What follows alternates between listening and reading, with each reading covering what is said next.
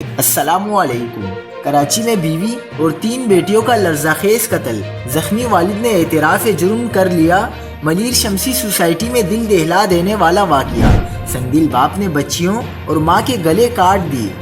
تازہ ترین ویڈیوز کے لیے چینل کو سبسکرائب کر کے بیل آئیکن اور آل نوٹیفیکیشن پر کلک کریں۔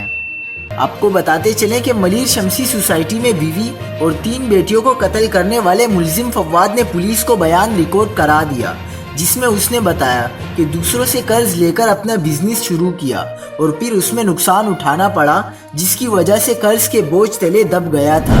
ملزم نے بتایا کہ معاشی پریشانی کی وجہ سے اکثر بیوی سے اس کا جھگڑا ہوتا تھا، جس کی وجہ سے بچیاں پریشان ہوتی تھیں۔ نقصان کے بعد سرمایہ دار اپنی رقم کی واپسی کا تقاضا کر رہے تھے، لیکن پیسے نہ ہونے کی وجہ سے ملزم فواد بہت زیادہ ڈپریشن میں رہتا تھا اور بیوی سے جھگڑے معمول بن گئے تھے۔